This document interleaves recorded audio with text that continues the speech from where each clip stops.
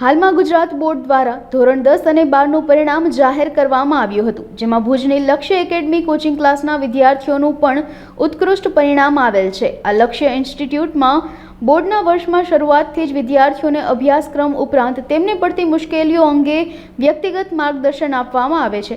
લક્ષ્ય ઇન્સ્ટિટ્યૂટ ખાતે ઉત્કૃષ્ટ પરિણામ મેળવનાર વિદ્યાર્થીઓનું મોં મીઠું કરાવીને તેમને શુભકામનાઓ પાઠવવામાં આવી હતી। વિદ્યાર્થીઓએ તેમની સફળતાનો શ્રેય લક્ષ્ય ઇન્સ્ટિટ્યૂટના શિક્ષકોને આપ્યો હતો। ભુજ શહેરમાં સંસ્કારનગર વિસ્તારમાં છેલ્લા વર્ષ 2009થી અમે ટ્યુશન ક્લાસ ચલાવીએ છીએ।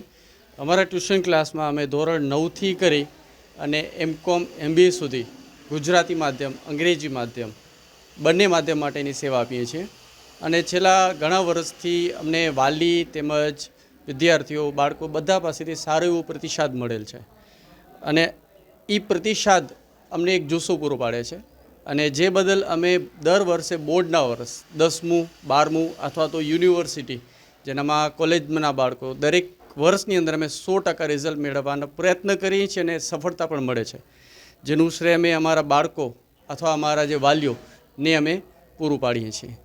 હું લક્ષ્ય ઇન્સ્ટિટ્યૂટમાં છેલ્લા 4 વર્ષથી જોડાયેલો છું, જ્યાં હું ધોરણ 9, 10 ગુજરાતી અંગ્રેજી માધ્યમ બંનેનું સંચાલન કરું છું। ભુજમાં જે અમારા લક્ષ્ય ઇન્સ્ટિટ્યૂટનું નામ છે એનું ખાસ કારણ છે કે વાલીઓ અને વિદ્યાર્થીઓ બંને સમજે છે કે અમે જે વ્યક્તિગત ધ્યાન આપીએ છીએ વિદ્યાર્થીઓ માટે, અને ખાસ કરીને આ વ્યક્તિગત ધ્યાન ત્યારે જ અમારા માટે શક્ય થાય છે જ્યારે અમે દરેક બેચમાં ફક્ત લિમિટેડ સ્ટુડન્ટ્સ લઈએ છીએ અને જેના કારણે આજે જે ધોરણ 10નું પરિણામ આવ્યું છે જેનામાં સારા એવા વિદ્યાર્થીઓ A1, A2 અને સારામાં સારા માર્ક્સથી પાસ થયા છે અને આ પરિણામ 100% અમારું દર વર્ષે હોય જ છે। ખાસ કરીને ગણિત જેવા વિષયમાં અમારે ત્યાં વિદ્યાર્થીને 100માંથી 100, 99 પણ માર્ક્સ આવેલ છે, જેનું શ્રેય અમે ભુજના જે વાલીઓ અને વિદ્યાર્થીઓ છે જેમણે અમારા પ્રત્યે જે લાગણી દાખવી છે એને માનીએ છીએ। મારું નામ ખોજા અંજુમ છે। મેં હમણાં 10thની એક્ઝામ આપી જેના મને A2 ગ્રેડ આવ્યો। આ રિઝલ્ટનું શ્રેય મારા ટીચર્સને આપું છું।